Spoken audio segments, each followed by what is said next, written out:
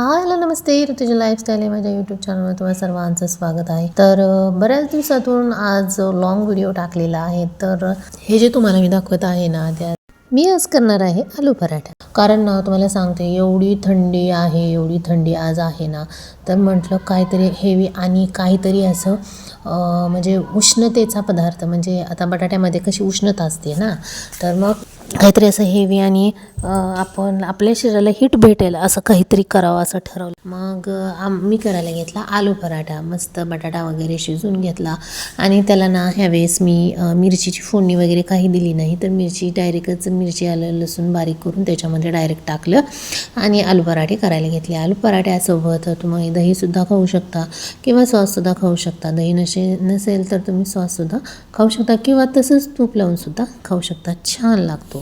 तर आमच्या घरी ना आलू पराठे खूप आवडतात. माझ्या मुलालाही आवडतात, मुलीलाही आवडतात. पण मुलगा आता नाही आहे, तो गेला शाळेला.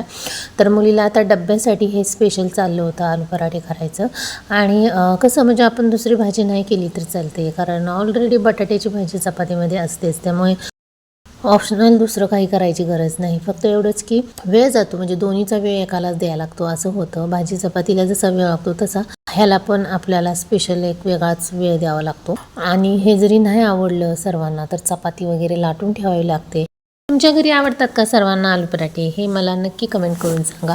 आणि आता हे पटापटा आवरून घेते, कारण मी आता रोज मुलीला सोडायला जाते. त्यामुळे मलासुद्धा पटकन आवरावं लागतं, कारण अलीकडे आपण बाहेरचं वातावरण किंवा बाहेरचं बऱ्याच गोष्टी असं ऐकत आहे. त्यामुळे बेस्ट असं मला वाटतं की आपण हे आपल्या मुलांना सोडायला गेलं पाहिजे, कारण स्टॉपवर बराच वेळ थांबावं लागतं.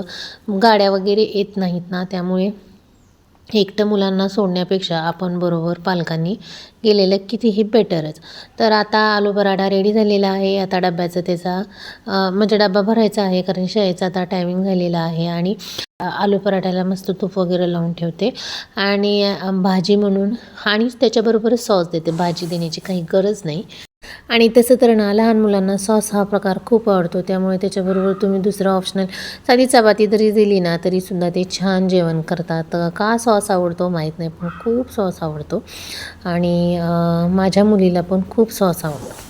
आता तिचा डबा वगैरे पॅक करते आणि तिला मी आता सोडायला चाललेली आहे. तर हे तिचा बस स्टॉप आहे, म्हणजे इथं येऊन थांबते ती आणि बस काही लवकर येत नाही, त्यामुळे वेटिंगला थांबलेली असते. आणि आता तिला मी सोडून आलेली आहे आणि रानामध्ये सुद्धा थोडासा फेरफटका मारून आलेली आहे, कारण आता थंडी वगैरे थोडीशी कमी झालेली आहे. सकाळ सकाळ भरपूर थंडी असते. तर आता राऊंड वगैरे मारून झालेला आहे, तिला सोडून आलेली आहे. आता माझं मग बाकीचं जे काम आहे ते करून घेते आणि आता घरी आलेली आहे मी. आणि आता घरी आल्यानंतर मस्त भाकरीचे तुकडे वगैरे केले आणि आता मी मस्त उन्हाला बसून खाणार आहे. पण कट्ट्यावरती ना जास्त एवढं ऊनच आलं नाही, त्यामुळे ना अंगणामधलं सगळं असं स्वच्छ करून घेतलं. राडा तर तुम्ही तिकडे पाहताय, पण तो काय मी उचलत नाही, कारण तो नेहमीच तिथं पडलेला असतो. कारण फवारणी वगैरे करायची, औषधं वगैरे तिथं करायचं चाललेलं असतं. ते उचललं तरी तिथं राडा असतोच. त्यामुळे मी इकडची तुळस इथं कुंडी तुळशीची आणून ठेवलेली आहे, कारण तिथं राडा नेहमीच असतो. आणि असं स्वच्छ झाडून झालेलं आहे माझं. आणि इथं एक झाड होतं मोठं, ते आता कट केलेलं आहे, कारण त्याचा खूप पाला पडत होता. आणि तिकडे सुद्धा तुम्ही पाहू शकताय की किती पाला पडलेला आहे. तरीसुद्धा तो पलीकडं सरकवलेला आहे, म्हणजे ढकललेला आहे. आता एवढं स्वच्छ आज केलेलं आहे. आणि सगळा कचरा इकडे कोंबड्याच्या जे खोका, म्हणजे कोंबड्याचं जे खोका आहे ना, त्याच्या मागे पेटवून दिलेलं आहे. आमच्या घराच्याकडे ना भरपूर झाडे आहेत. झाडे असेल तरच निसर्गाला सौंदर्य, आपल्या घराला पण खूप छान सौंदर्य येतं, पण घराच्या जवळ जास्त झाडे नसावी. आणि तुम्ही हा देशी आंबा आहे आणि तुम्ही पाहू शकता की ह्या देशी आंब्याला ना किती मोहर आलेला आहे. तर एवढं मोठं विस्तीर्ण असं झाड आहे, जे की त्याला ना ह्यावर्षी भरपूर आंबे लागणार आहे. आणि सगळ्यात अगोदर ह्याला पाड लागतो, पण ह्यावर्षी जरा उशिरा मोहर आलेला आहे. आणि आमची इकडे जी आंब्याची बाग आहे ना, त्याला असा मोहर आलेला आहे. आणि हां, सगळ्यात अगोदर ह्या कशाला आंबे लागतील काही सांगू शकत नाही, कारण छोटे छोटे आंबे. आणि हे झाड आहे ना, ते खूप मोठं आहे. आणि ह्याला ना म्हणजे रानातल्या आंब्यापेक्षा ह्याला उशिरा मोहर लागलेला आहे, पण एवढा मोहर ह्याला लागलेला आहे. म्हणजे आंबे हा हे देशी आंब्याचं झाड आहे आणि ह्याला काही फवारा नाही, काय नाही, एकदम नॅचरल आहे. हे तिखट संपलेलं आहे आणि आता तिखट करायचं पण नाही ह्या महिन्यामध्ये. तर आता काय करायचं, विकतचं तिखट तर आणू शकत नाही कारण विकतचं तिखटच मला आवडत नाही, त्यामुळे मी काही विकतचं तिखट आणत नाही.